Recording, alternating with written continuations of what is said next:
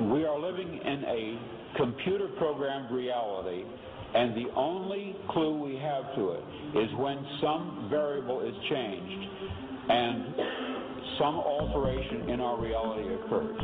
We would have the overwhelming impression that we were reliving the present, déjà vu, perhaps in precisely the same way, hearing the same words, saying the same words. I submit that these impressions are valid and significant, and I will even say this: such an impression is a clue that at some past time point a variable was changed, reprogrammed as it were, and that because of this an alternative world branched off.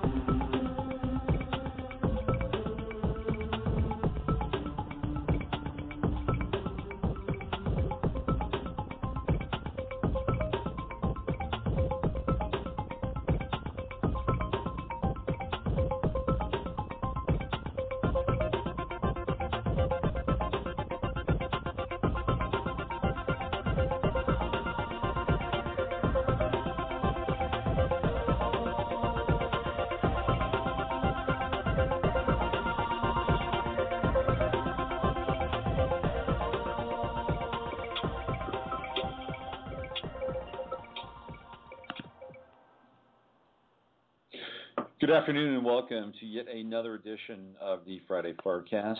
I'm Robert Phoenix, broadcasting to you live from South Central Texas, also known as Austin, the state capital and music city of America. Welcome again to another edition of the show, and today we are going to be graced and blessed with a very interesting researcher who has some powerful discoveries and revelations around a date that's just right around the corner, 9/14. That's Kevin McMahon, and we'll bring him on in just a second to break this date down and why it's significant. You know, in history, we have moments in time in prior to dates or prior to events where people have premonitions and people are able to break things down via astrology or numerology or some form of dream, prophecy. And when it happens, after the fact, it's fairly shocking to see that there was some kind of communication from the future that some of us were able to pick up on and decode, such as the nature of prophecy, and it comes to us in many forms and guises. And we're living in a time what some people can say is revelatory and prophetic. On a biblical or religious side of things, it's often talked about that these are the end days, the time before the rapture and the revelation, and all the good people get to cut out and have a party up in heaven while they watch the rest of us suffer here on earth. But in any case, we are certainly living in a time that is dramatic and it's filled with events on a broad global scale, much of which is the goal of creating more and more chaos in our lives, because when there's more chaos, obviously there's more of an option for control. After the chaos, ab order chow, order out of chaos. And so here we are. We're just 2 days away from 9/14, and Kevin was brought to my attention by a listener of the show, Linda, and apparently Kevin has also been on Red Ice Radio with Henrik. And he's got a new video out on 9/14, which I've linked to from the show page. So if there's more information you'd like to glean from Kevin's video, you can go there. The link's right in the show page. But right now, let's go to the source himself. Let's bring on Kevin McMahon. Hi, Kevin. How are you today? Hey, Robert. I'm doing really well. Great. Well, thank you for being on the show, and thank you for delving into this very powerful and potentially prophetic date and time. Before we get into your methodology, maybe you can just tell folks a little bit about yourself so they know, kind of who you are and what some of your qualifications are, even if you need any qualifications for this sort of thing. But why don't you just break it down for us? Tell us a little bit about Kevin. Well, let's see. I've been working with Google Earth, looking at different alignments. After seeing a video by Scott Onstott called Secrets in Plain Sight that your listeners might be aware of, and if they're not, I recommend checking it out. It's nearly 4 hours, but it's pretty awesome. But anyhow, I've had a lifelong interest in geography and in maps and how those maps relate to the landscape and relate to me. And I even studied in university. And so I've been looking at the connections between the geography of the Earth, like the topography and the landforms, and the way various ancient obelisks or ancient sites on the Earth are placed and modern sites. So basically, the powers that be, whoever they are, have been encoding things in architecture and in using obelisks and using, like the Great Pyramids and Machu Picchu and all these things throughout history. And so I've been looking at that for the last 2.5 years or so, and it's the depth of connections is just mind blowing. It's unbelievable, actually. So they have created, in essence, a symbolic and architectural map for what purpose? To be able to show and tell, hide in plain sight, particularly program. What's the purpose behind their architecture and where these buildings or these megaliths or monoliths are erected? Well, I'm not privy to their actual, their inner workings, of course, but I have my own theories about it. And I think it's partly it's more significant than just marking these various spots.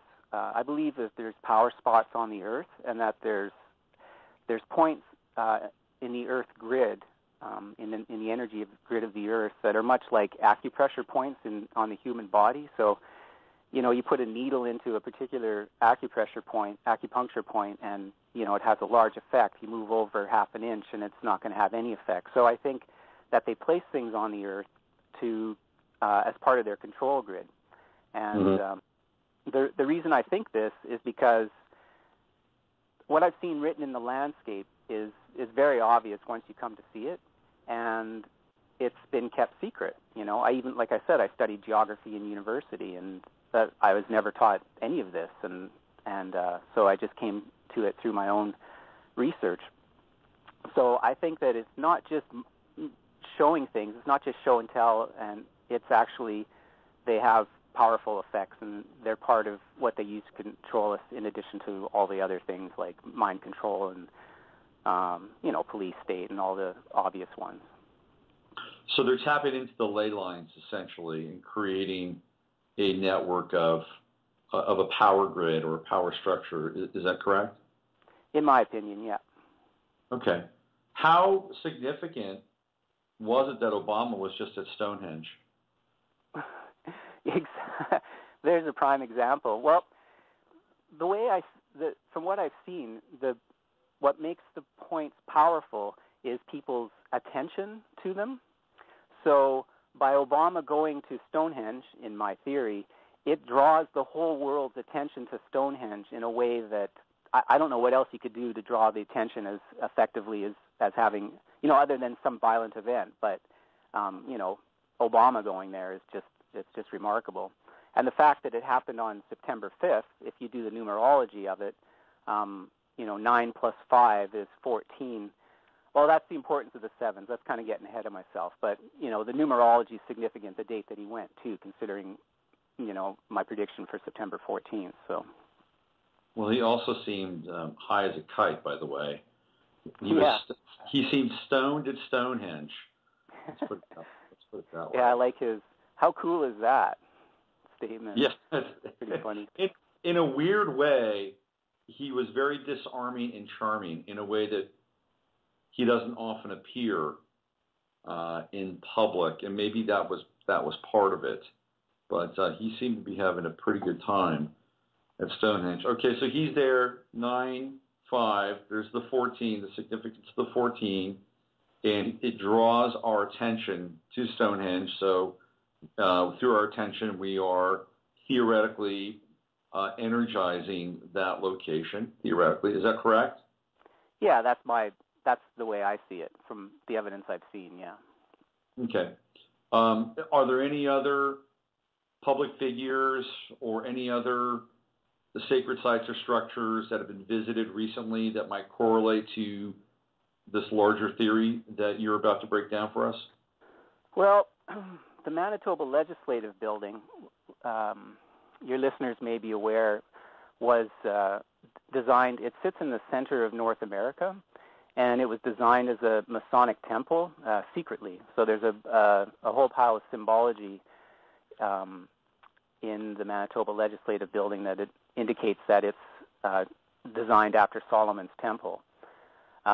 So the significance of this, there's 13s all over it. Like there's, for example, the Golden Boy statue, which is really Hermes on top, on the very top of it, is 13 feet tall. And directly underneath there is a room called the Pool of the Black Star, and the 8-pointed black star sitting right below the statue of Hermes is also 13 feet across. And there's quite a few other 13s all over the Manitoba Ledge. So 13 days, on September 1st, 13 days before September 14th, 2014, what appears to go out across the wire, in a major, in Canada, it's the CBC News is the major Canadian Broadcasting Corporation is the major news source of the country, and 13 days before September 14th, out comes a story telling all this about the Manitoba Ledge and its esoteric symbolism. So there's an example, kind of synchronicity, because the Manitoba Ledge plays right into this.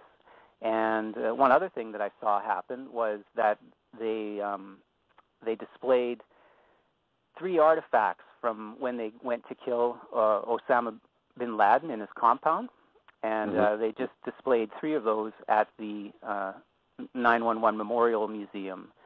And when did they do that?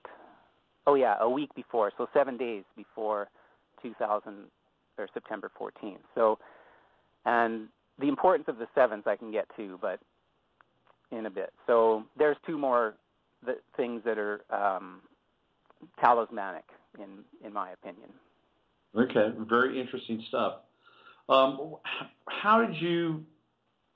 I mean, obviously you saw the Google video, kind of a hidden in plain sight video. But how did you get turned on to this? What switch was flipped in your consciousness that said there's something going on here? I have an interesting capacity with numbers and able to correlate these sorts of things. When did that start to happen for you?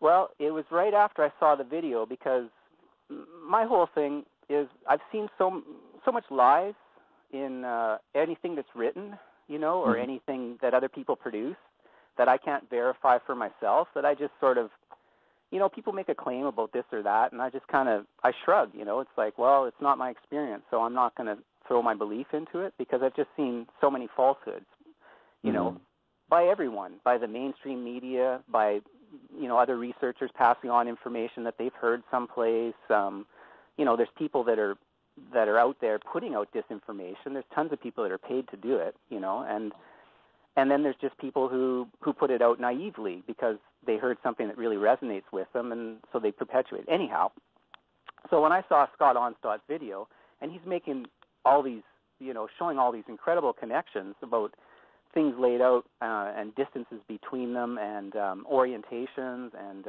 angular, angles between different sites and stuff. Well, of course, I'm going to go check it out, right? So I fire up Google Earth and I start looking at his stuff, and it's like, yeah, oh yeah, that is true. Oh yeah, and then before you know it, I just start seeing things myself, and so that was 2.5 years ago, and I've just seen so much that I can't even. It's just, it's really unbelievable. Like the level that the Earth, popular now that we're living in a simulation, That's right. It's hard to even it's hard to even imagine that it's not a simulation after you see all this. There's just so much evidence that it's just constructed by I don't know who, that it's just a big put-up job. Like, I know that sounds pretty crazy, but it's just what's written there is just so deep. It's ridiculous. Okay. Well, I would agree with most of that, by the way. And I would also, I'm also interested in what's beyond the simulation, because that's where it gets, I think, kind of sexy and potentially even liberating for humanity. All right, so let's drop into this. Let's talk about 9/14. A lot of people were thinking that since there were 11 planes that went missing, that 9/11 would be the day that theoretically ISIS would unleash these 11 planes onto American cities or football games or malls or whatever, and we would have this next event. 9/11 has passed. We're here. We're talking. 9/14 is 2 days away. How did you come to 9/14? And let's get into the interconnected web of numbers and events, and perhaps even formations, buildings, megaliths. Let's do this. Okay. Well, I know I'm making this prediction, and it's only 2 days before the actual event, so I guess it's good that I don't have to wait too long. And I also want to note that I've never put out a prediction before. It's never been such a strong indication for me. And I just have to say, I hope I'm wrong, because given what they've done and what they state that they're going to do in that, it's, I don't want it to happen. But anyhow, having said all that, the way I came to it, it started with Christine Lagarde.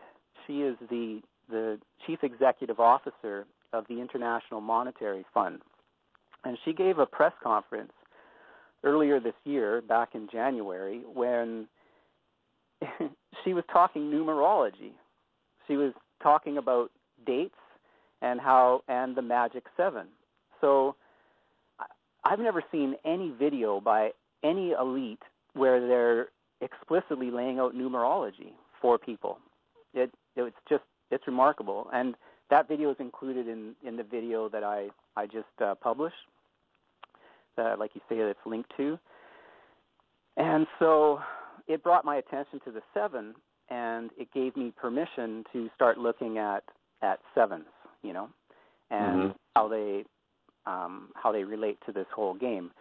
Before that, the numerology was always, for me, there was a lot of coincidences and things, but I couldn't really put my whole belief system into it, Still had my doubts and whatever. But as soon as an elite, and she's the top person in the International Monetary Fund, and she starts pointing it out. She says, like, for example, it's been 70 years since the Bretton Woods Conference, since the IMF was actually created. She's like, you drop the 0, you're left with 7. 2014. You drop the 0, 2 times 7 is 14. I mean, these are things she's saying out of her own mouth, right? And what's the other one? 25 years since the fall of the Berlin Wall, 2 + 5, 7, and et cetera. So, all right, so that's where I came up with September 14th, because I thought, well, if she's actually identifying a date, if that's what the purpose of this video is to show us a date, and that's, of course, just pure speculation, then what might you look at? You might look at July 7th, because, July is the 7th month, 7/7, or you might look at July 21st or July 14th. And so, those dates. And then also you may look at September, because if you may know that Sept comes from 7, and it was the 7th month in the Roman calendar. So you can really think of September 11th as 7/11, or you can think of September 14th as September, as 7/14, 2014. So you get 7, the 14th is 7/7, 2014 is 7/7. You still there? Yep. Okay, I just heard some interference. Anyhow, so there's sevens in that way, and then even if you look at 9/14/2014, 9 plus 1 plus 4 is 14, and then of course 2014 you get 14 again, and even 2 plus 4 plus 1 is 7. So there's just sevens all over this date. Now the other piece is that it is 13 years and 3 days since from 9/11 to September 14th. And the 13 is very valued by the powers that be, whoever they are. Like, for example, I already told you about the Manitoba Legislative Building that has the 13s all over it. And the back of the dollar bill, if anyone's is aware of this, there's 13s all over that as well. Like the pyramid with the all-seeing eye, there's 13 levels. The eagle is holding 13 spears in one hand, and then it's holding an olive branch in the other that has 13 leaves and 13 olives on it. And there's 13 stars in the seal, whatever you'd call it, above the eagle, and then there's 13 stars and stripes in the shield of the eagle, and sort of it just sort of goes on and on. So they're pointing out the value of this, and that was the beginning of all this journey. So should I just continue?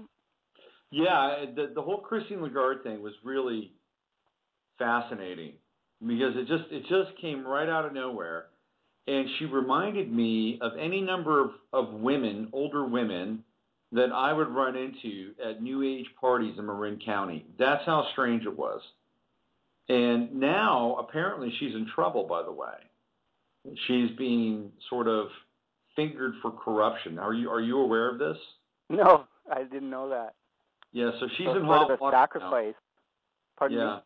Yeah, she's in hot water now. So I just thought I'd pass that along to the listeners who may want to understand where Christine Lagarde is currently. So, well, let's keep going. Let's keep breaking this down. Okay, so a while back, I've been looking at obelisks in Rome, and there's 13 ancient obelisks in Rome. 8 of them are from Egypt, actually from Egypt. So there's only 29 ancient Egyptian obelisks in the world, and Rome has 8 of them. So that's quite a few, right? And then they have 5 that are ancient Roman obelisks. So they've been placed around the city and they orient to different things, right? So, for example, there's 2 obelisks, and not just the obelisks, but the street grids. So, for example, there's 2 obelisks that align with Stonehenge, and there's a big long street that also lines up between those 2 obelisks directly with Stonehenge. So that's showing me that the Romans knew about Stonehenge and valued it with their alignments. And these things were done centuries ago. So so that's one of them, and there's others that I won't get into right now. But when I was looking all this, I noticed that there was this remarkable one where it includes, along the line, there's 3 obelisks, so 3 of the 13, which for me resonated with September 14th being 13 years and 3 days after 9/11. So there's 3 obelisks along this line. There's a statue of Neptune, which is along this line. There's a fountain of Triton, which is just off the line by, 100 meters or something, 300 feet for use in the States. And so Triton is the son of Poseidon, and Poseidon is the Greek analog of Neptune. So it's basically Neptune's son. It has 2 of the 7 pilgrimage churches in Rome are along this line. It has 3 of the 7 hills in Rome. There's 7 hills in Rome. And it also has the most major basilica to the Virgin Mary in Rome, and which is also the it's one of the 4 major basilicas as well, and it sits atop one of these 7 hills of Rome. And what's the other piece to it? Okay, that's enough. So there's all of these things that have been placed. And the street grid, of course, too. There's 3.3 kilometers of street grid. Oh, and there's the Basilica of the Holy Cross in Jerusalem, it's called. And the reason it's called in Jerusalem is because when it was founded, they brought in actual dirt from Jerusalem, and then part of the foundation is stone from Jerusalem. So that sits at the very end of this alignment. And okay, and that's one of the 7 pilgrimage churches. That's one of them, and the Basilica of Mary is one of the other ones. Anyhow, so you line all of this up. Oh, and there's 2 tridents in the street grid along this alignment. So you have Neptune's sun, and Neptune with his trident, and then you have 2 tridents in the street grid of Rome. One of them is even called Tridente, if I'm pronouncing it right, which is, trident in Italian. So there's just no mistaking all of this. And it points directly, and I mean directly, to the spot of the JFK assassination in Dallas. Interesting. And yeah, it kind of blew me away. So this was months ago, and it was Mark Gray kind of turned me on to this.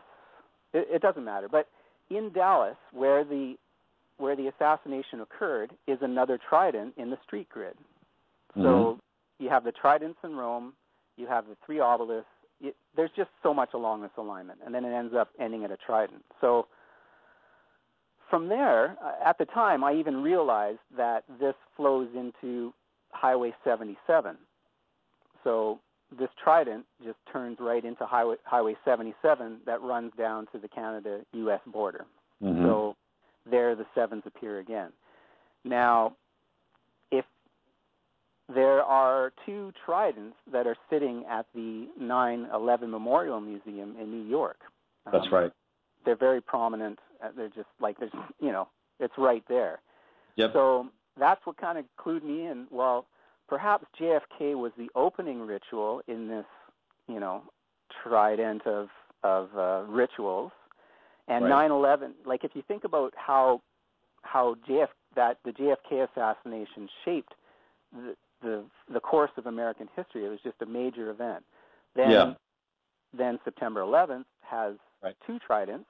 So there's a trident in the street grid of JFK. Then all of a sudden there's 2 tridents appearing at 9/11. And so that's what led me to come to the conclusion that the third event is the 3rd trident, and that's coming. So I have actually written fairly extensively about the JFK assassination as it relates to astrology and catapulting us onto another timeline. And to your point, how everything changes dramatically and historically from that moment forward is unequivocal. I mean, it's just clear that we're going in one direction, and then we literally fork off like a trident onto another direction. And 9/11 is connected to JFK in a huge way based on players and also astrology as well. And that is a anchoring of that timeline. So you're talking a trident. The trident is a trinity. There's 3 parts to it. So you believe that 9/14 is the next part of that trinity, and perhaps hammering us deeper into this timeline and into this variation of the simulation. Is that correct? Yeah, that's exactly what I think. Yeah. And further evidence to me is they pull these false flags, or whatever you want to call them, and they always there's always so many loose ends, right? JFK with the lone gunman, but all the evidence is that just is impossible, right? Or 9/11 with the World Trade tower, WTC 7. I mean, there's the 7 again, right? Right. Falling, just like as if. It's just so blatantly ridiculous that it's just, so they do this, they put the deception right out in the open for everyone to see, and it somehow causes cognitive dissonance in people who don't see it or deny it or whatever happens, and it puts some sort of rift in the general public's mindset, and I don't know the reasons for that, but it just seems all related. So, well, it feels to me like it's an energy field. Like cognitive dissonance is an energy field. It's sort of, and it's almost set up like the opposition between positive and negative polarities, and right. in between those states, like here's the event that occurred, and if you untangle it, it looks one way, and here's the event on the other side of it, untangled, and how it appears another way. And so you have this opposition that's in play, and then everything exists inside or between the opposition, between those poles, and the cognitive dissonance is almost like a battery itself, where they can draw energy from. That makes sense. I'd never thought of it that way. And of course the Twin Towers have been. I'm sure you've thought about the Twin Towers as the Jakin and Boaz and the same duality that you're talking about, and they've now come together in the one World Trade Center. Right. It's all right there, right? Mm-hmm. Like secrets in Absolutely. plain sight, like Scott Onstott says. So we've got this grid set up in Rome, which is very fascinating. Neptune, of course, we've been seeing so much Neptunian symbolism with everything from the tail of the Malaysian Airlines plane to the Maserati symbol to Ukraine. I mean, it's out there. It's out there. It is the year of the horse. Poseidon is the ruler of horses, even though he's in the sea, and we're in the year of the horse. So there's so much of this is going on. You've lined it up in Rome. You see this trajectory taking it all the way to Dallas, and then you see the trajectory from Dallas headed back to New York in 9/11, and I just have to say the alignment from Rome to JFK is physical. It actually points there. It's laid into it's laid out by the obelisk. The connection to 9/11, I haven't found actual physical connection, but it's all very symbolic. Sure. I just wanted to interject that. Okay. So now let's go a little bit further, a little bit deeper. What else is stacking up here for you with this?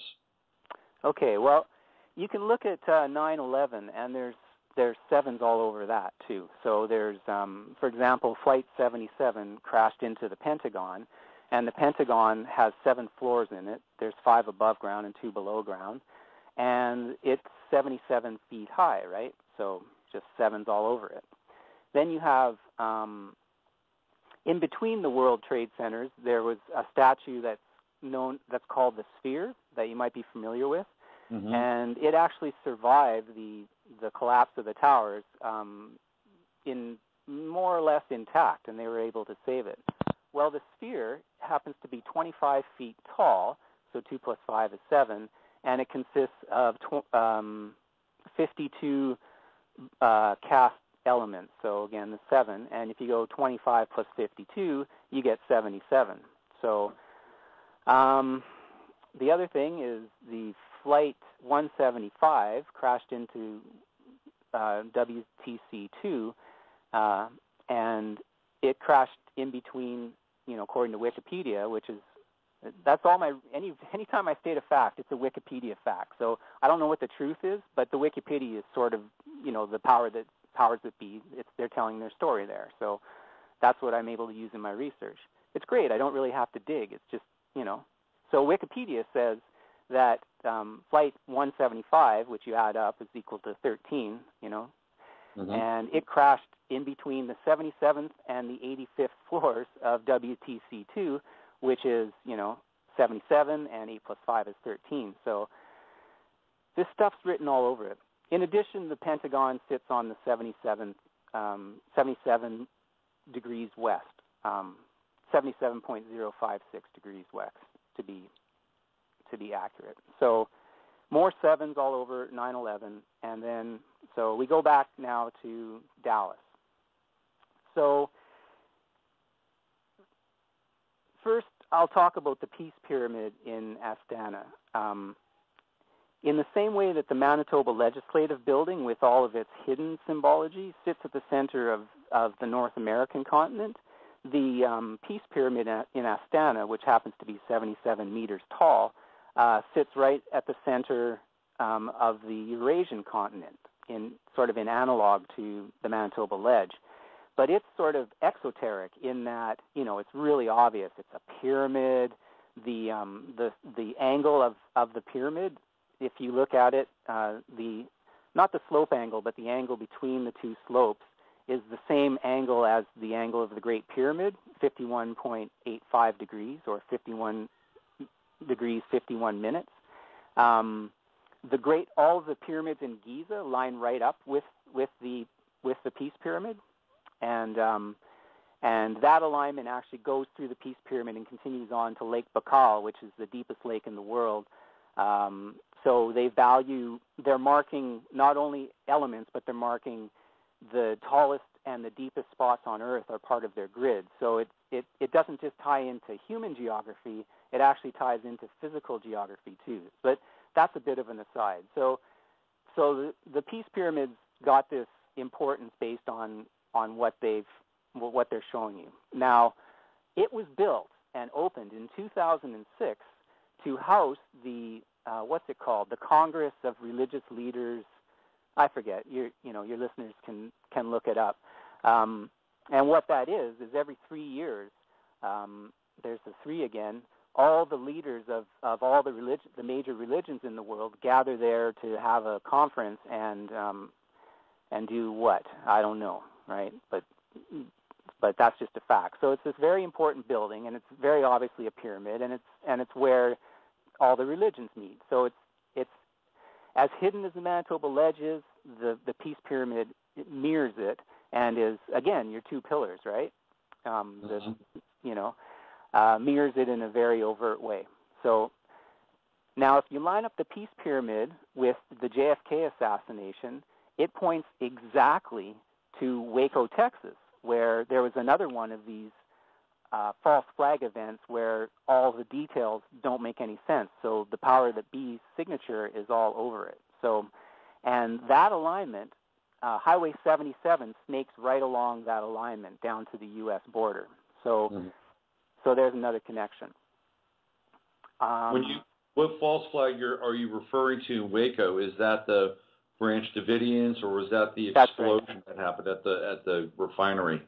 Well, both the explosion and the Branch Davidians are the explosions on Highway 77, and the Branch Davidians, where they killed 51 people,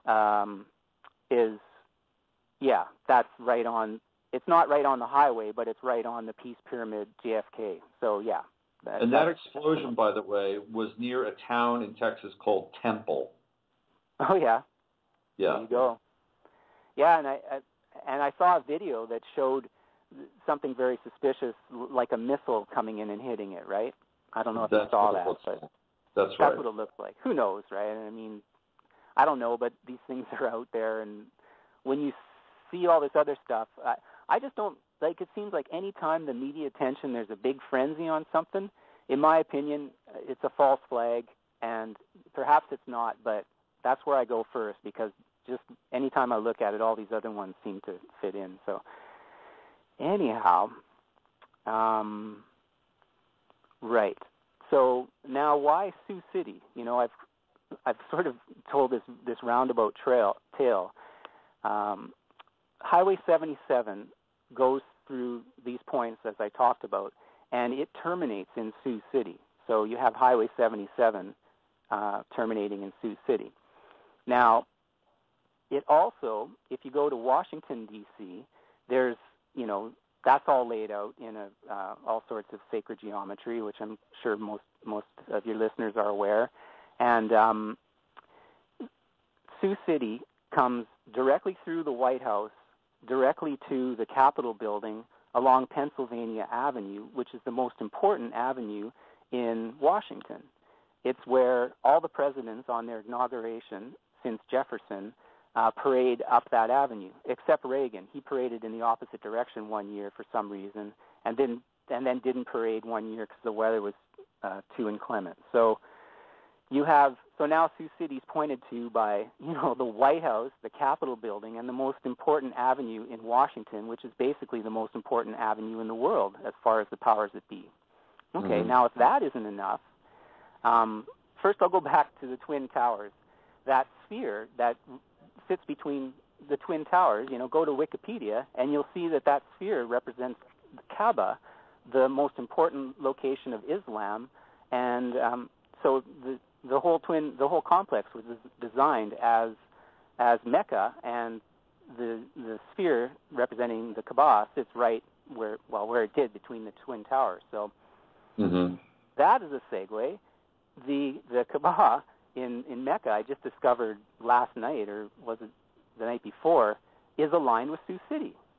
So you have both the most important avenue in the west and the Kaaba aligned with Sioux City. So, and that's also where Highway 77 ends. And that's where Highway 77 ends. That's right. It terminates. Okay, so we have kind of a east to west trajectory from New York City and Pennsylvania Avenue, right? And the Kaaba itself. Yeah. Okay, so that's a square. Now the Kaaba, of course, I'm lining it up. It shows that it's aligned in Google Earth. Yeah. And so the resolution of that image is, it's not 100%. So, but that's what it looks like. And I wouldn't be surprised given all this other evidence. So, and there you have it again, the mirror going on. What's the big battle right now with ISIS? And I can't believe they called it ISIS. Like, it's just too much. But you've got the battle of the ages between Islam and the West, and you have this very exoteric, obvious Washington, 9/11, all this stuff going on here, and there it's the Kaaba. It's very hidden. It's not like the alignment there it's very subtle and it's hidden. So you got this reflection again of the Twin Towers and the polarities and everything going on as well. So. Mm-hmm. Interestingly enough, Obama does not call it ISIS; he calls it ISIL. Right. I don't know the significance of that, but there's probably something in that as well. Yeah. I wonder what the numerology is of that. Yeah, I don't know. ISIL. He's referring to the Levant, and the Levant is an actual region, and apparently the reason why he refers it to ISIL and the Levant is that this would be a kind of a crescent-shaped new Islamic state that would include a number of different countries already sort of in possession of their own sovereignty, well, specifically Syria. So he is already addressing this new Islamic state via the Levant. So that's why he uses ISIL versus ISIS, which everybody else uses and invokes the goddess, the fertility goddess of Egypt. And how much of a role do we think that this entity ISIS would be playing in a 9/14 based event? Question mark.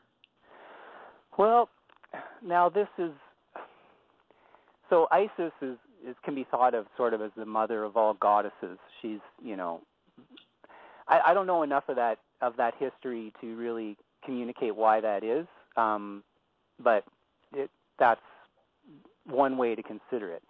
The other thing that's going on is Freeman Fly did a video talking about Columbia, that's the goddess that stands atop the Capitol building in Washington, and then there's all sorts of other references to the fact that the powers that be worship Columbia, which is, of course, a derivative of ISIS in some way. Mm-hmm. So it's kind of the mother of all, like the mother of all, even that statement, right? Like, Saddam Hussein and the mother of all bombs and the mother of this and the mother of that. There's this goddess worship that's going on, even at the same time as the patriarchal society denigrates the feminine. So there's, again, this cognitive dissonance of duality. They actually, so, I don't know, this is my speculation, but there's power in there's power in that feminine, because that feminine represents the unmanifest and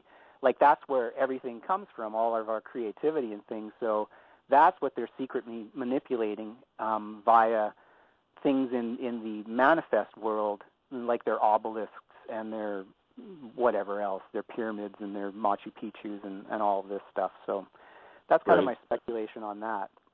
Mm-hmm. I don't really have the depth of my research to speak to it. Yeah, I believe that Isis, the invocation of Isis, is that she's the mother of the new age. And there you go.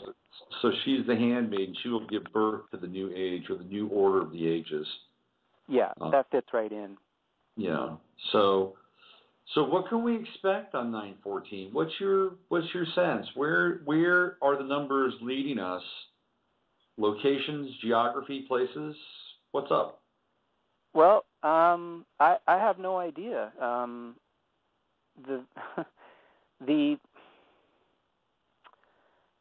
have no idea. The fact that Christine Lagarde was indicating the IMF in it suggests that there's financial, like the old financial collapse that we've all been expecting because of the ridiculous fiat currency financial system we're living under. I mean, everybody's been expecting it for years. Perhaps that's what's coming. That's what's coming. But that doesn't make any sense for Sioux City, Iowa. Perhaps Sioux City, Iowa is a red herring for researchers like me to look foolish by putting out a prediction or something, or I have no idea. But whatever they're going to do, in my opinion, it's the closing of the trident. It's the end game. It's the big one. It's the big one. Whatever's going to happen. Is it going to be a nuclear weapon a nuclear bomb that they always talk about? I'm not sure. But at this point, I want to also mention the Hanford Nuclear Waste Facility in Washington? That's right. Yeah, Washington. Washington. So that's the biggest repository in the States of nuclear waste, and it's leaking and it's toxic and it's awful. Now, my research hasn't been pointing to that nearly as strongly as it has to Sioux City, but it seems to be involved somehow. But I don't have my video doesn't really touch on that because I don't have enough conclusive evidence in my own mind to really. But I'm putting it out there because I wouldn't be surprised if that was involved somehow.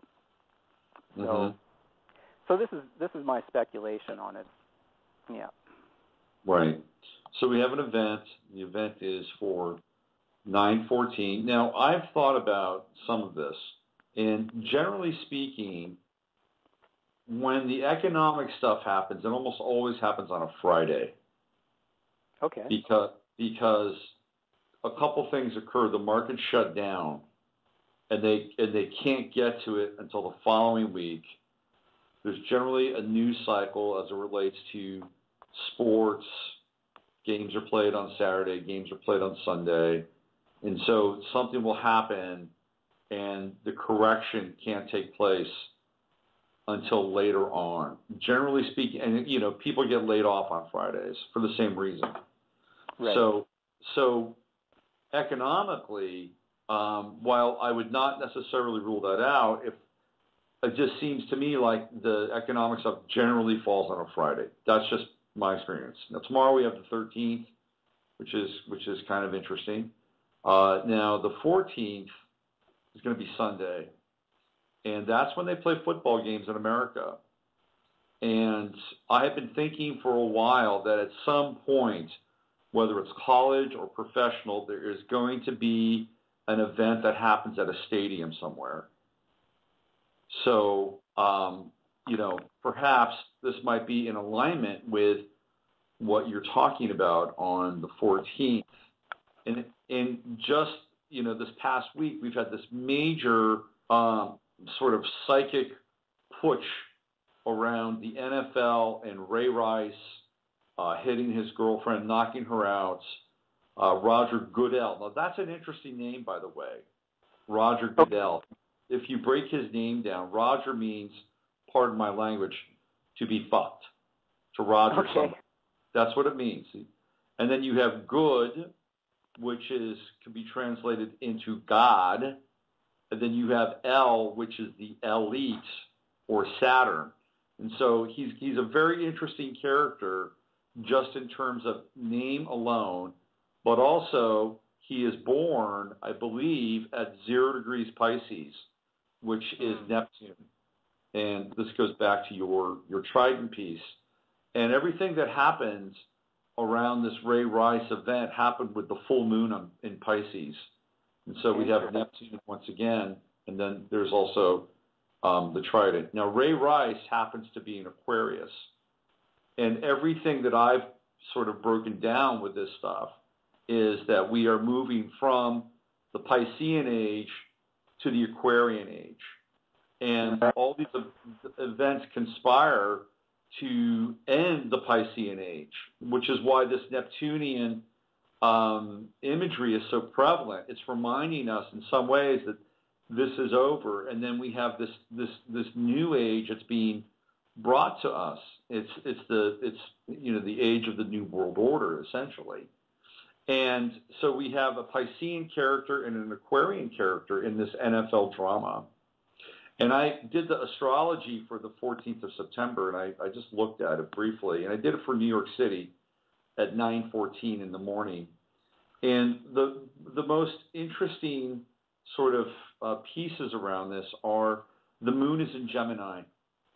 And to your point, getting back to the duality, getting back to the number 11, getting back to the Twin Towers, we have the moon in Gemini, which is square the moon in Pisces, which is what happened with the full moon and the supermoon. And if you go back to 9/11, the original event of 9/11, the moon was in Gemini as well.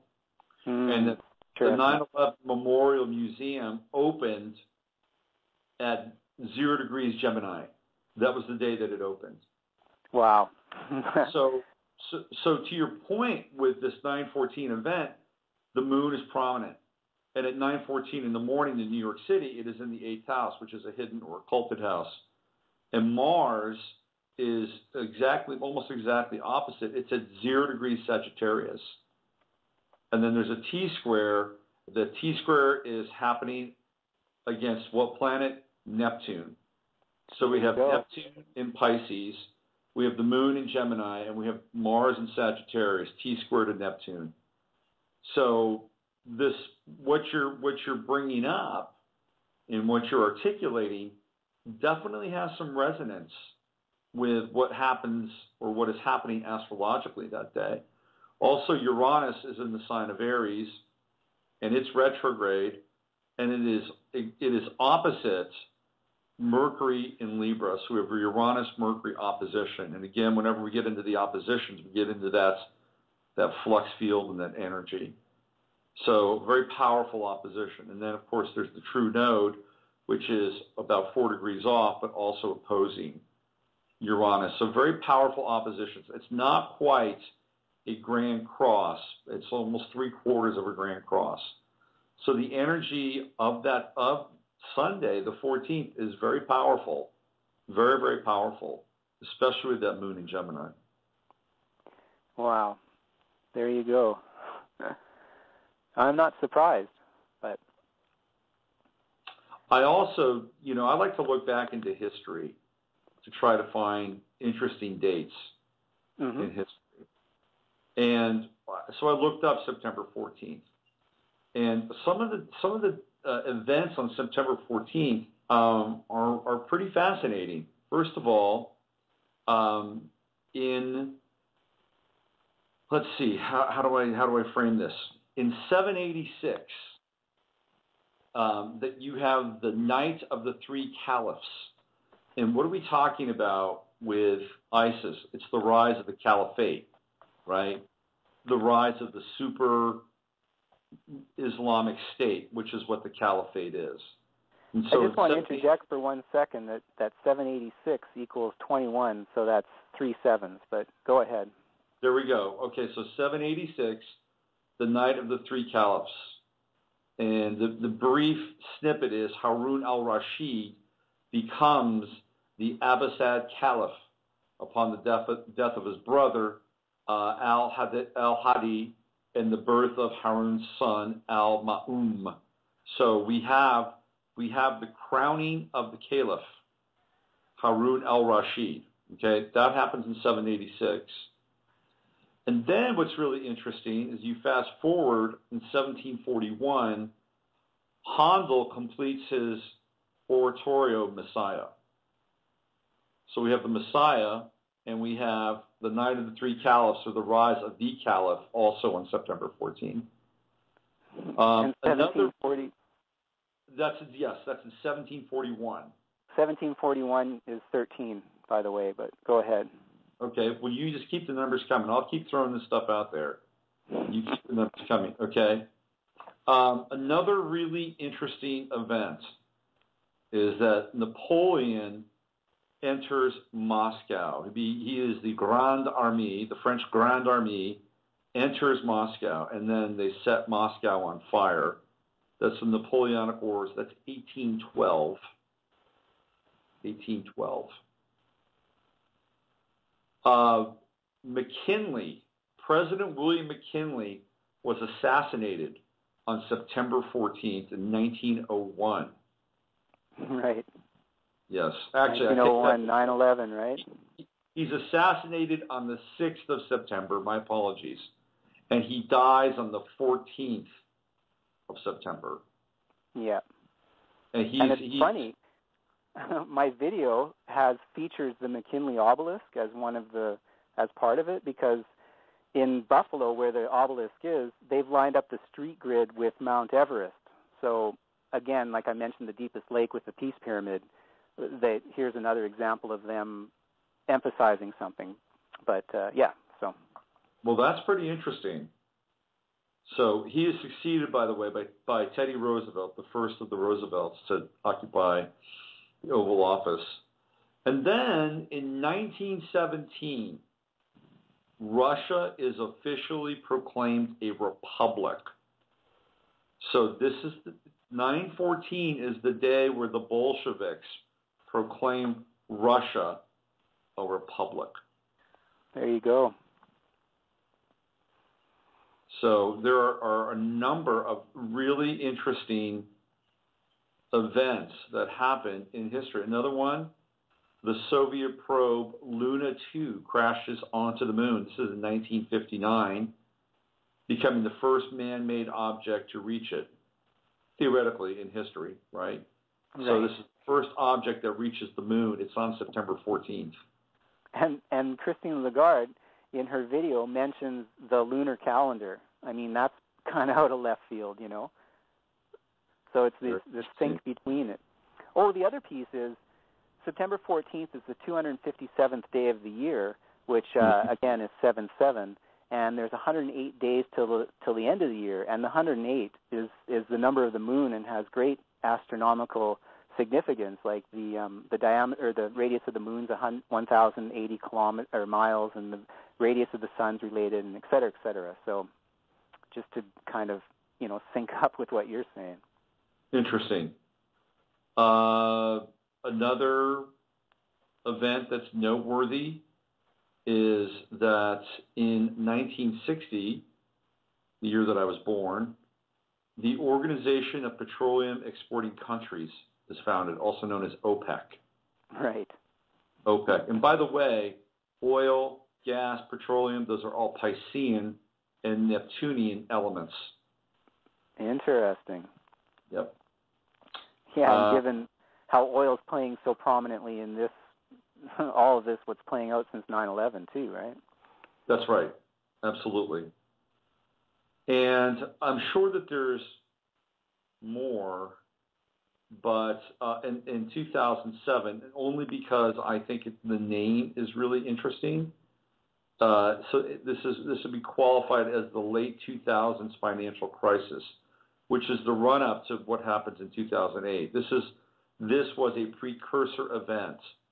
The Northern Rock Bank, it's an actual bank in the United Kingdom, experienced its first bank run, meaning that people were pulling their money out of the bank because they were afraid, right? That something was going to happen. Christine Lagarde mentions this 7th anniversary of the financial jitters in her video as well. So that's interesting you mentioned that too. So there you go. There's a few dates in history that resonates and come into focus during this time, 9/12, Friday, September 2014. So is there anything else that you'd like to share with us, Kevin? Is there any bits and pieces that you left out or interesting errata that you want to bring to our attention? Well, so the highway terminates, this will just sort of close it up, I guess. The Highway 77 terminates in Sioux City, and coming down in the other direction, there's a direct highway that goes up to the Manitoba Legislative Building, and that highway is I-29, which I is the 9th letter of the alphabet, so you have 9/11. So going up to all the 13s at the Manitoba Legislative Building, and you know, there's more. Oh yeah, I almost forgot. The Georgia. Oh, there's way more. Yeah, there's a lot more. It's in the video, but well, there's a fair amount more in the video, but I can't really go into it right here. So. Okay. So let's give Kevin some props here. If you go to my show page, you can go to the video that he has posted about this, and you can see it all in detail with all the lines and the structures, so it actually makes pictorial and visual sense. You can go to my show page and just click on that link and go to the video. What's your YouTube channel, Kevin? It's peacegarden.secrets.com. I mean, that's my website, and then my YouTube channel is also Peace Garden Secrets. Okay, so he has a website, peacegarden.secrets.com, and Peace Garden is the YouTube video channel. And you have more than one. Peace Garden Secrets. My bad. Do you have more than one video there? Oh yeah, I got a whole pile. Okay. Yeah. All right. Well, let me ask you a question before we shake hands and wish each other well. Yeah. One of the things that I have noticed, and other people have taken note of as well, is that Cliff High. Are you familiar with Cliff High? Nope. Cliff High. He is a researcher, and he would put together these reports, and the reports were based on web spiders that he and his partner, George Ure, would send out. He started off as financial reports, and they started to get data back as to, they would basically send out all these web crawlers, and they would find out where the chatter is on the web. Okay. And then they would break these large tranches of data into what they call language sets.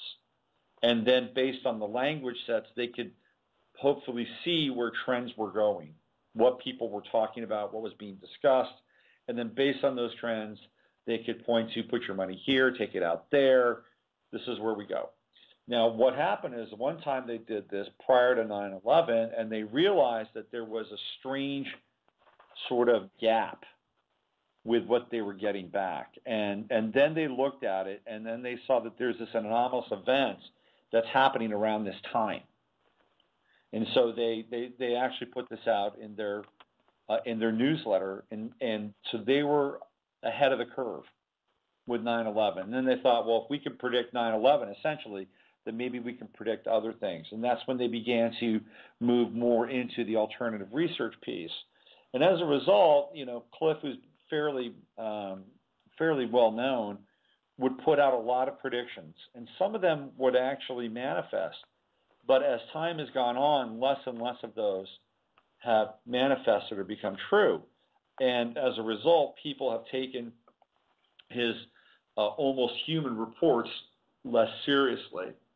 And the reason why I'm bringing this up is because there are two things that I think Cliff has run into is that, number one, there are so many people having these discussions now about these events, about these symbols, what they mean, etc., that I think it clouds his data pool, number one.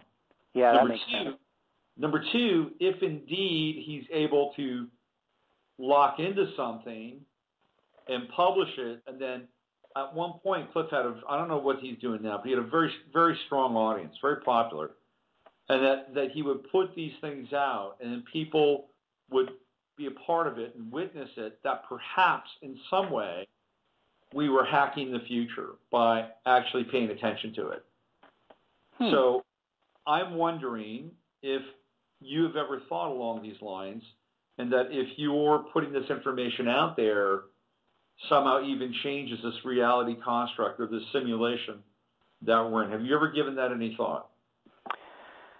I have given it some thought, and I do think that, and I'm not sure.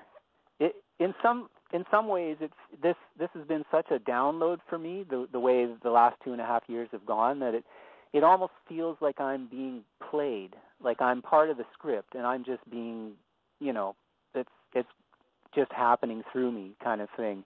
Yeah. And yes, what I put out, I do believe changes the trajectory of things, and perhaps I'm part of the light, not to be so arrogant, but I definitely am about stating the truth, and the way I live my life, I try and have an open heart and deal with integrity with people and things, and so perhaps again, it's the two towers, it's the dark and the light, and all the other dualities.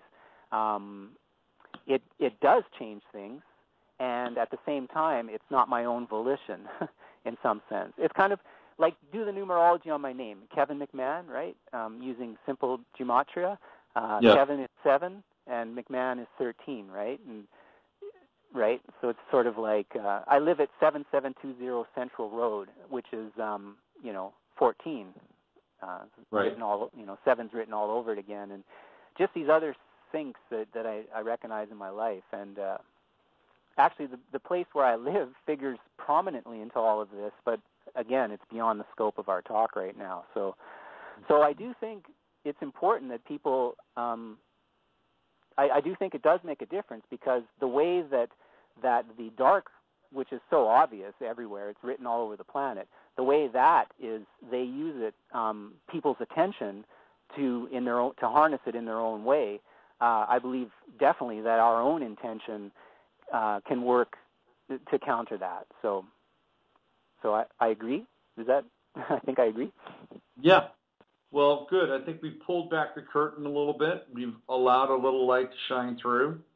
And let's all sit back and see what happens 2 days from now, and say a little prayer, and hopefully maybe our attention has somehow shifted things just slightly so that we don't necessarily have to go through this in such a dramatic and crushing way.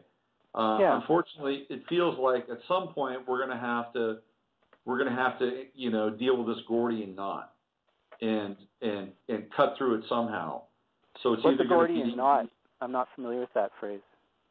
The Gordian knot was the knot that Alexander had to cut, and to cut through a difficult situation. And so it is essentially a knot in our consciousness, a knot in our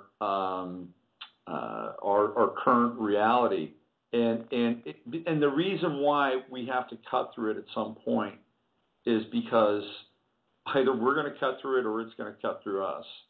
And what I mean by that, and I'm not talking about a revolution or anything like that, but it feels to me like there is a sharpening of our consciousness that stays on top of this in a way where it doesn't have the type of power. And I guess what I'm saying is to cut through the reality construct. And maybe what you're doing, and maybe what Mark Gray is doing, and some of the other people out there that are really disassembling these structures can help us do that. So thank you for the time you put in with this, Kevin. Oh yeah, my pleasure, for sure. Yeah. It's been a great talk. Thank you. I'm glad that listener connected us, Linda. This is awesome. Yep, absolutely.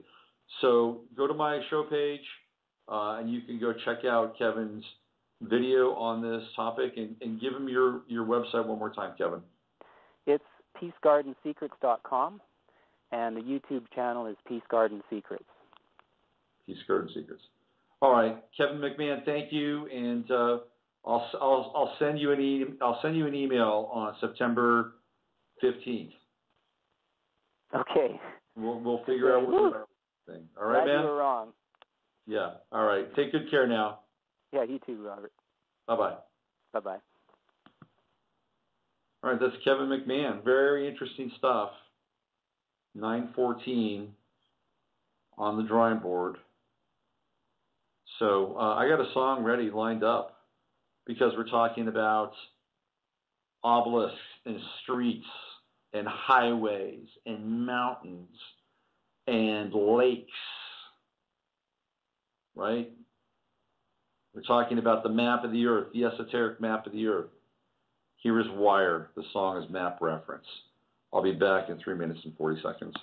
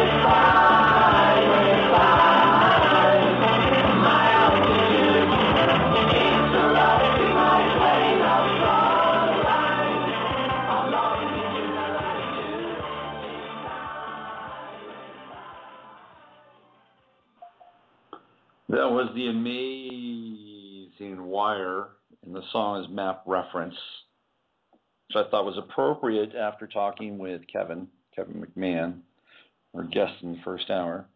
This is Robert Phoenix. You're listening to the Friday FARCast. I don't have a guest lined up for the second hour, so we'll riff a little bit here, and maybe we'll let class out early today.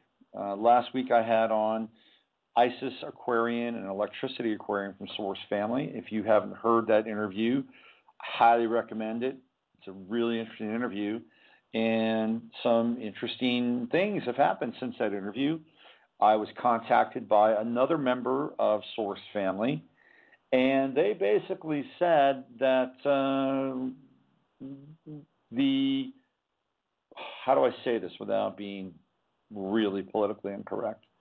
That ISIS and electricity have taken the legacy of Source Family and commercialized and commodified it and making a living off of it.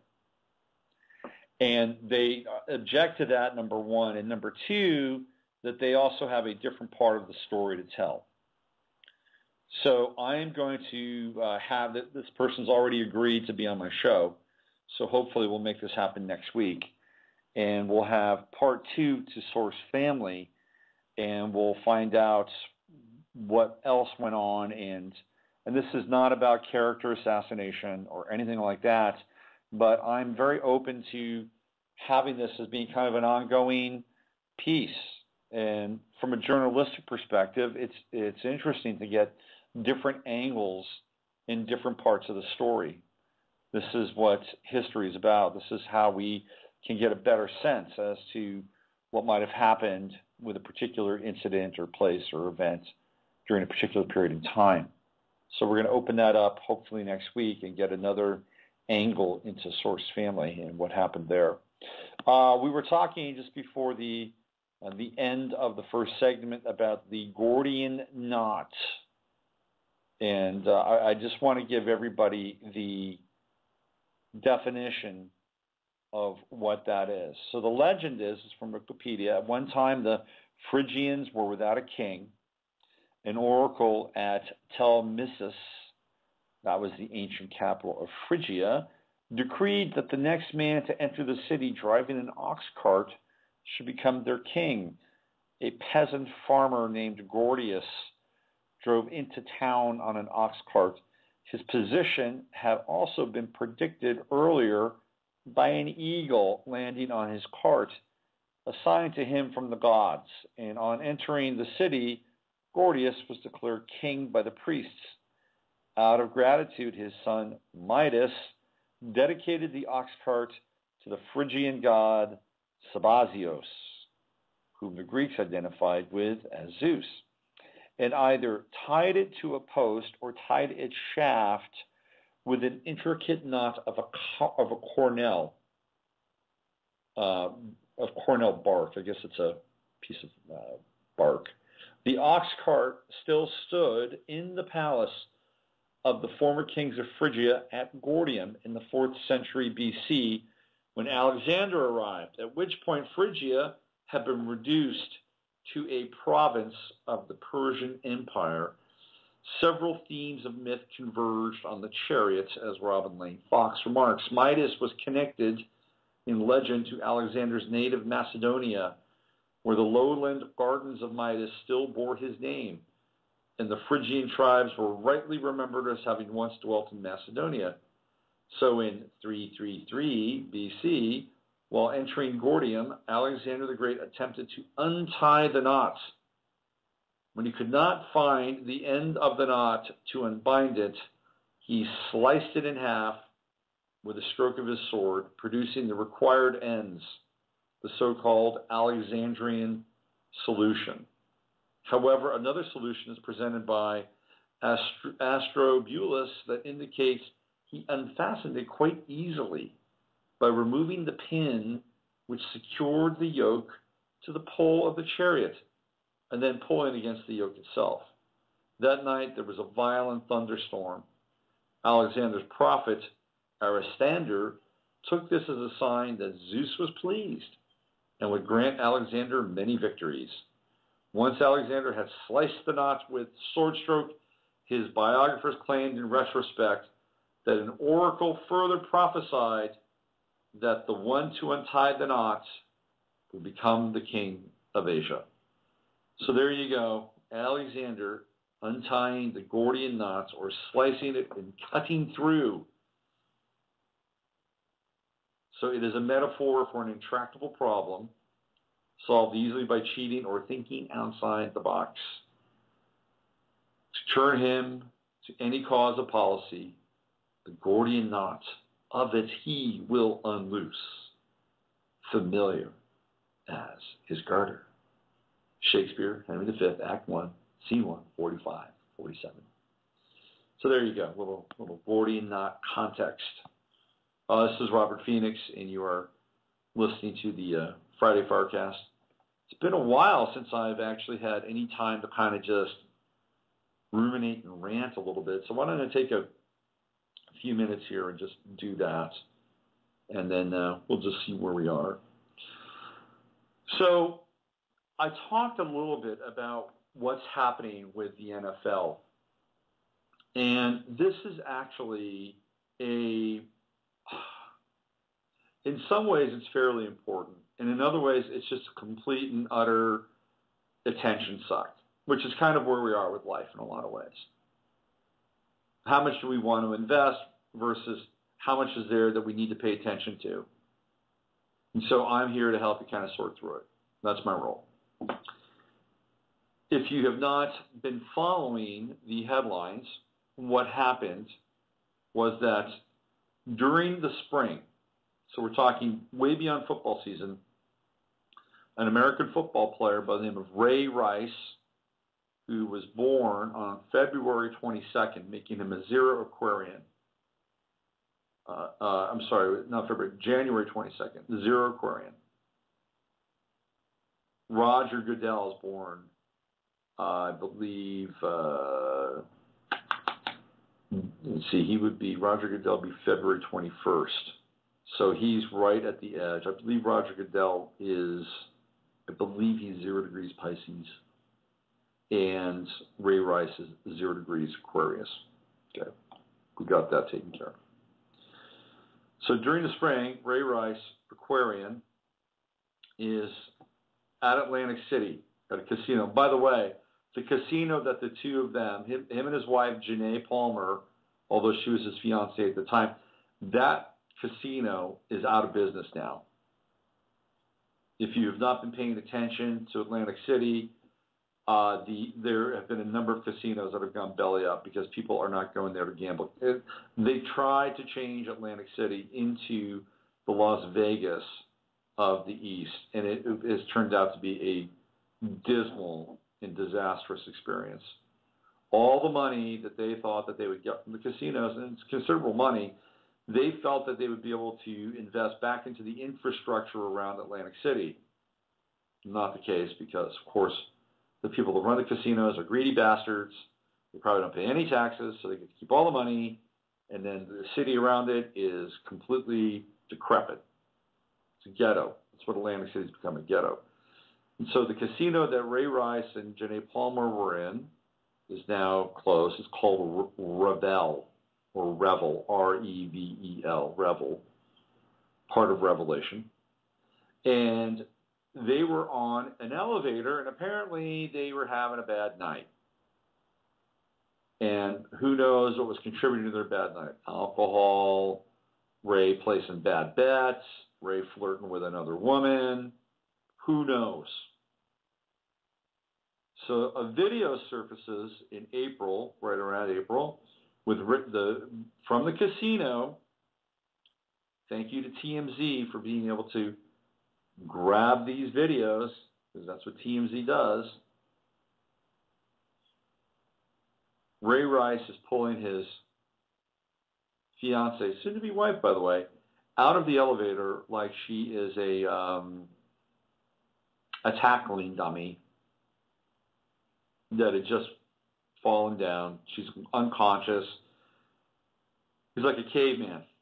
Pull her out, and everybody is looking at the video that says, well, he didn't seem very interested. He was very sort of callous and uncaring, but certainly it's a disturbing video. As a result of that, Ray Rice wound up going into a interdiction program, pretrial interdiction program. He avoided a trial. I don't believe Janae Palmer was going to press charges anyway. However, the district attorney, if they felt as though charges needed to be pressed, could press them regardless of the fact that Janae Palmer would press those charges. So Ray Rice does a pretrial interdiction, which means that he goes into a program to help him get his head straight, to rehabilitate him. It's a first-time offense for Ray Rice. Keep that in mind. Nothing's happening, nothing's happening, nothing's happening, nothing's happening. And then we get into the preseason. Now Roger Goodell, who is the commissioner of the National Football League, is forced to render a decision. And the decision he renders is that Ray Rice will be suspended for 2 games. 2 games. Now, if you're a football fan and you know Roger Goodell's legacy around punishment, 2 games is not very much. He basically took an entire season away from the New Orleans Saints, whatever that was about. And he has pocketed a lot of money from players that have had borderline hits in real-time game action. He became a czar, and he angered a lot of players. Because what Roger Goodell would do is Roger Goodell, by the way, has Jupiter in Sagittarius, 0 degrees, opposed by Mars and Gemini, I believe at 3 or 4 degrees. And so he wants to be the great lawgiver, Jupiter in Sagittarius. But then that Mars comes in and just messes everything up in Gemini. And then he has to come back in and parse and redo and restate. And, that's what Mars does. It slices and dices up that Jupiter judgment.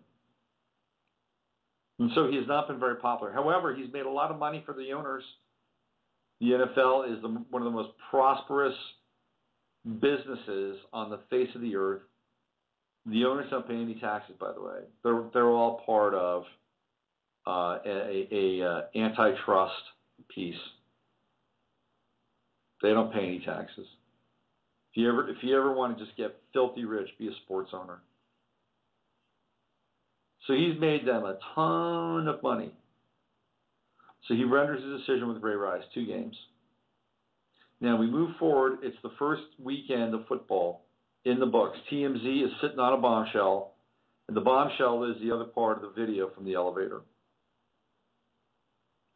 And in that video, Ray Rice's fiancée, Janae Palmer, comes up to him, and it looks like she spits in his face, and it looks like she gives him a bit of a forearm shiver. Now, even though she's done this, Ray Rice has no right to hit her. None at all. Because he's much bigger, much stronger than Janae Palmer. However, for men, it's a very difficult position to be because on some level, we have to be able to practice some restraint. And on another level, we also need to let, people know, man or woman, that this is not cool. You don't cross this line with me.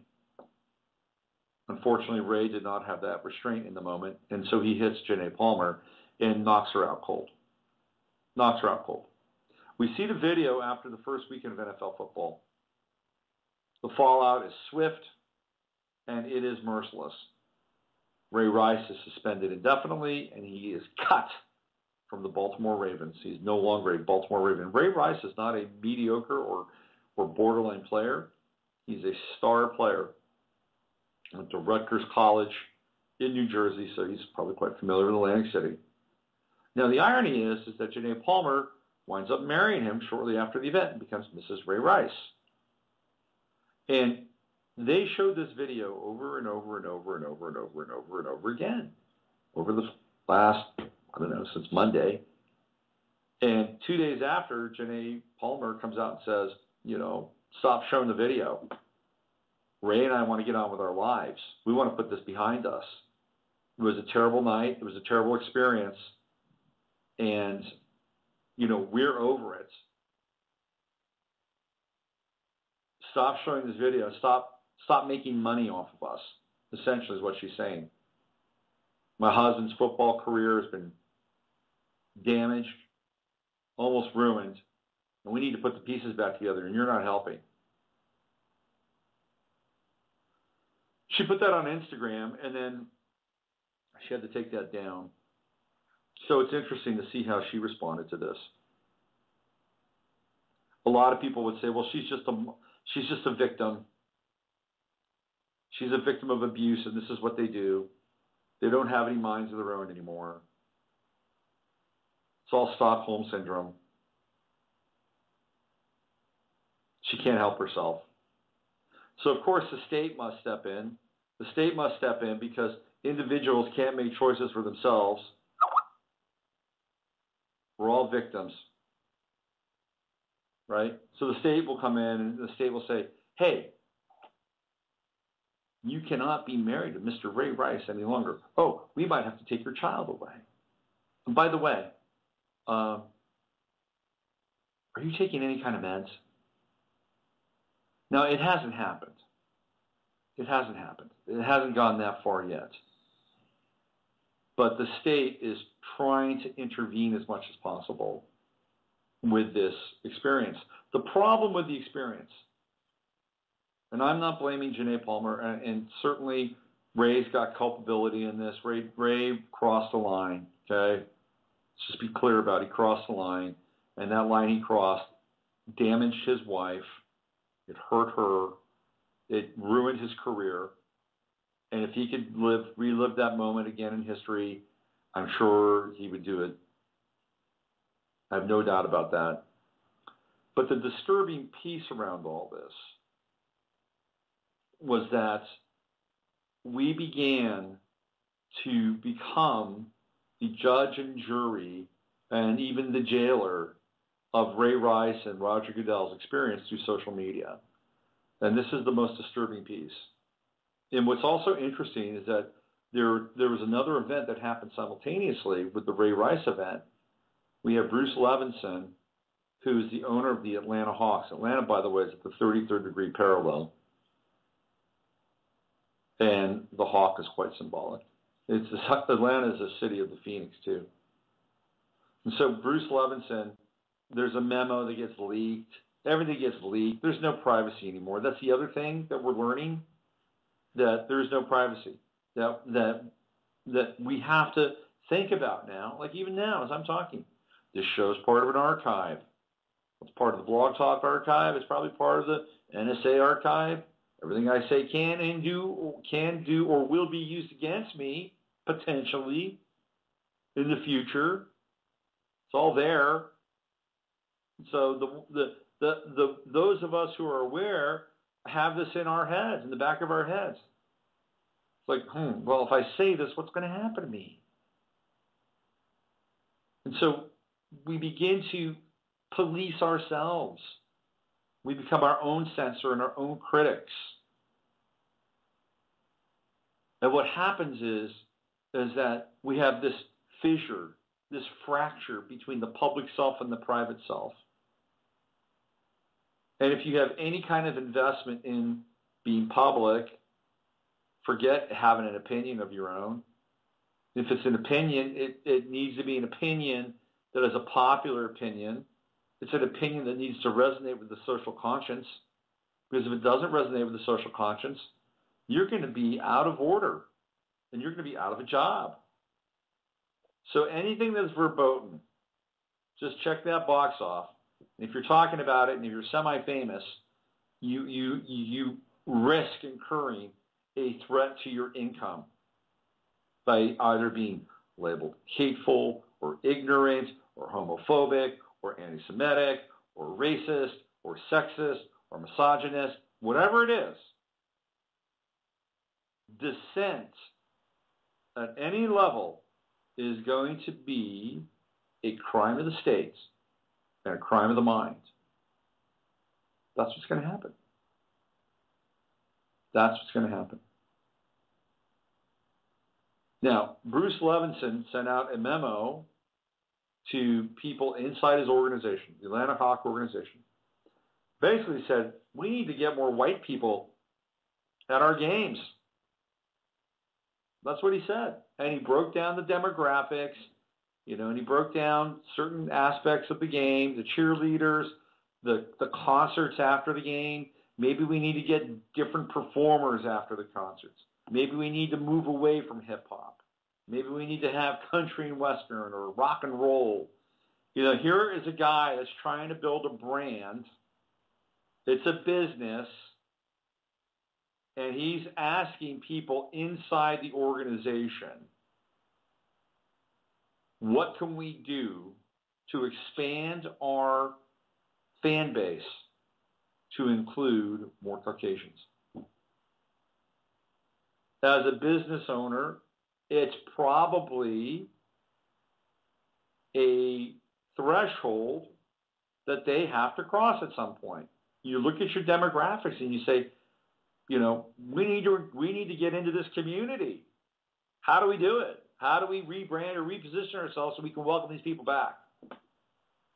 It's an honest discussion to have. Doesn't matter. Doesn't matter who it is. How do we get more women to our games? How do we get more men to our games? Whatever. So he gets out, and all of a sudden now, Bruce Levinson, guess what he has to do? He's got to sell his minority share in the Hawks. So whoever is still part of that group and organization, they now own Bruce Levinson shares. He's done. He's gone. See you later. Memo leaked. You're out. Didn't take long either, probably about 48 hours. Then there's another memo that's leaked from the Hawks. The memo is Danny Ferry. Danny Ferry played basketball, professional basketball, played at Duke, was a big star at Duke. His dad, I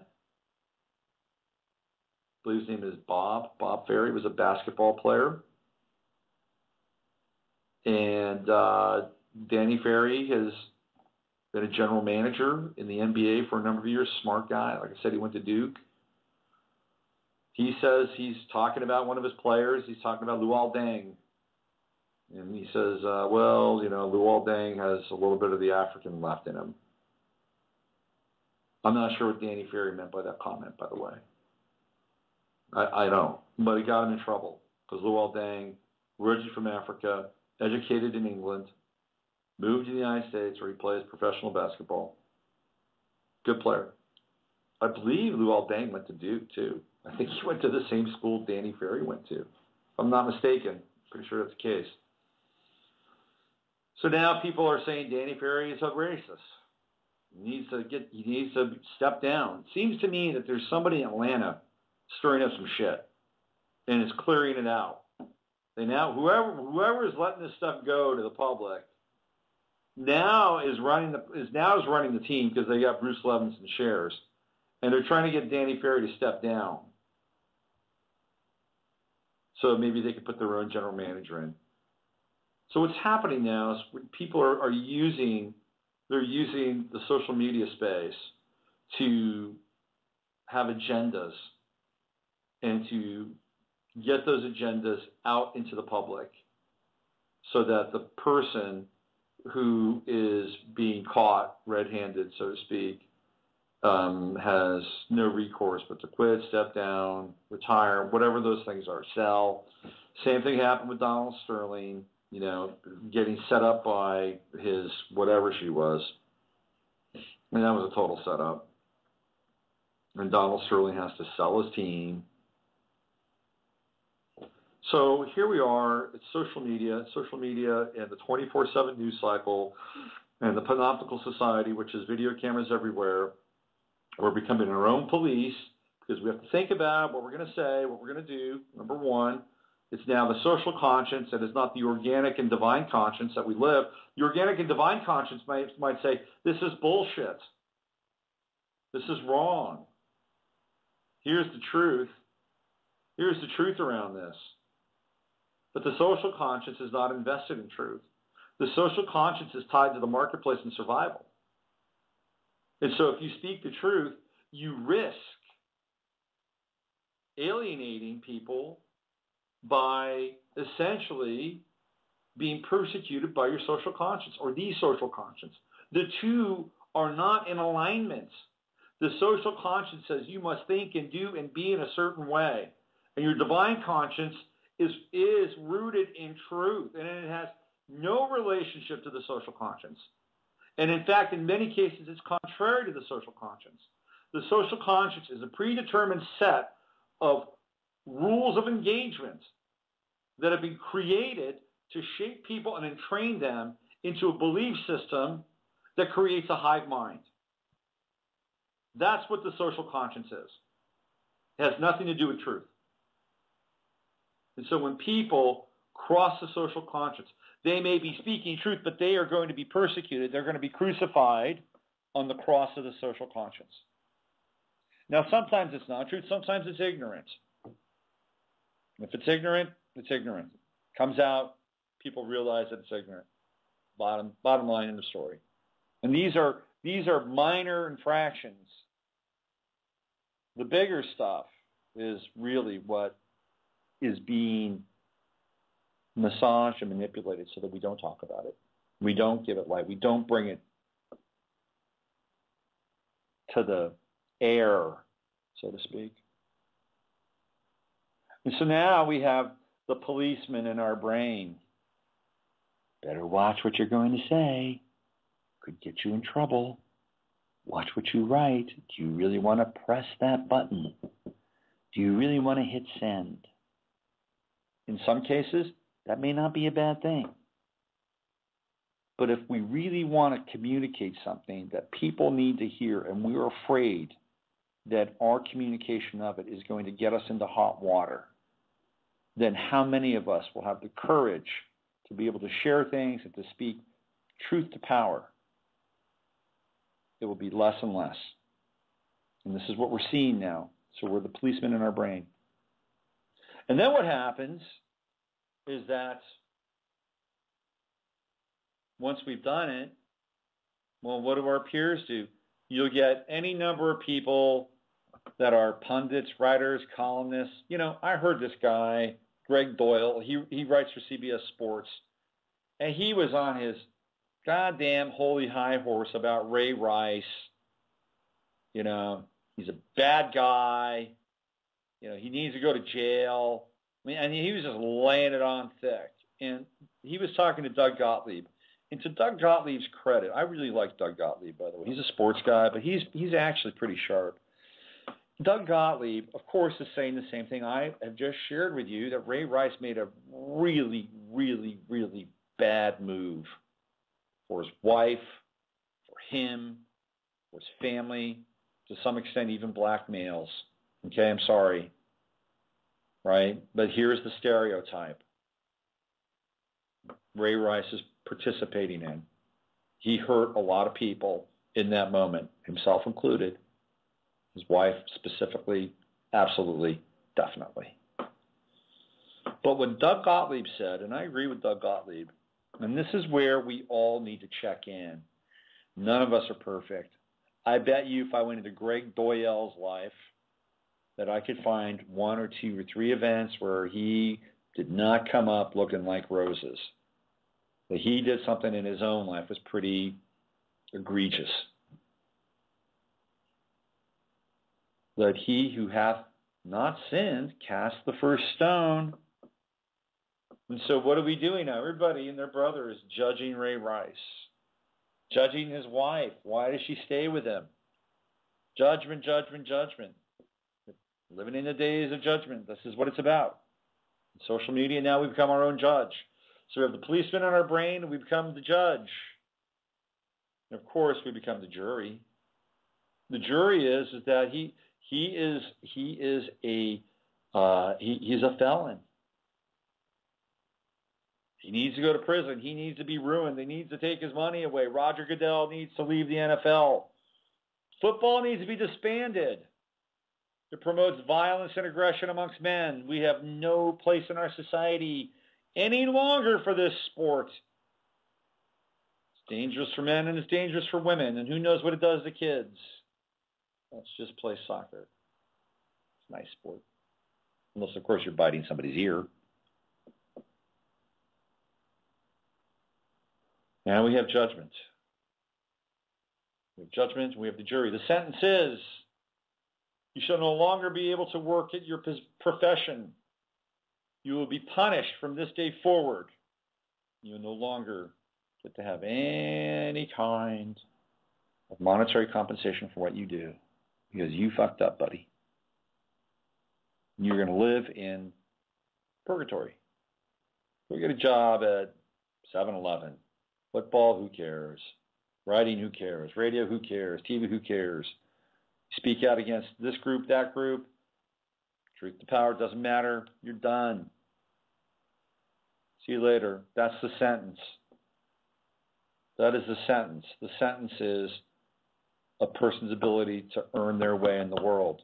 It is at risk, and once people cross that line, if they cross that line, they are then given that sentence. So we have the policeman in the head, we have the judge, we're judging you, and now we have the sentence. And then what is the prison? The prison is the 24/7 panoptical, all-seeing eye world that we're living in. That is the prison. So we are now the wardens of our own prison, and we are the inmates of our own prison. We are the policeman in our brain, we are the judge, and we are the jury. And we have formally removed ourselves from any kind of relationship with the divine, which is beyond the manipulation of the reality construct. And we are living in the reality construct itself, in the synthetic representation of reality, all mediated by the very same thing that I'm talking to you through right now in this moment. And there's the irony. That's the irony. All I want for Ray Rice and Janae Palmer is to get right and to get well and to get healthy and to figure out what happened and to find a deeper, higher power of love through this. That's all I want for those people. For Roger Goodell, he is a puppet of the owners. Pro football is mostly a scam, even though I still like it. And there's a much deeper issue here than Roger Goodell fudging on evidence with the Ray Rice tape. I believe most games are fixed, especially the big ones. And if you really want to go down a rabbit hole, go down that rabbit hole, because that's the rabbit hole to go down. Most players are on steroids, dirty little secret. You can't get a guy that's 6'5", 325 pounds, and runs a 4.940 unless you take drugs. Sorry, that's just the way it is. First of all, people don't grow that big normally. Second of all, if they do grow that big, they're probably pretty dense and can't run a sub 540. And so what happens is now you got guys running around that are hyped up on steroids, HGH, making bad life choices because why? That stuff will make you aggressive. It'll make you aggressive.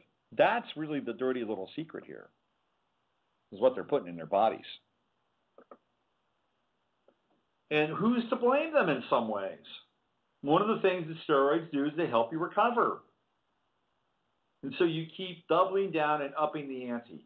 You have a violent sport that's being acted out by people that are over-muscled and super fast, and they are colliding at speeds and velocities that would send people like you and I into the hospital. And they do this for 18 weeks out of the year, maybe 20, 24, including preseason. And the human body can only take so much of this physical violence and abuse. And what do steroids do? They help you recover. They help you recover. You get better faster. Then the league wants a pool of players that can participate at a high level every week, so they turn the cheek, they turn the eye, blind eye to the steroid thing. And then what happens when you use steroids is that people become violent. Steroids create testosterone in the body. It's adding testosterone. It's synthetic testosterone, essentially. So you have double testosterone, and after a while, the body stops producing its own testosterone. That's a whole other thing. And that's why these guys will make bad choices. So if we really want to get down, if we really want to find out what's going on in the NFL, look at the steroid issue and also look at the gambling and cheating issue. It's a much bigger piece to this. But Roger Goodell has made the owners a lot of money, and unless sponsors start pulling away, and they won't, he's not going to lose his job. He won't.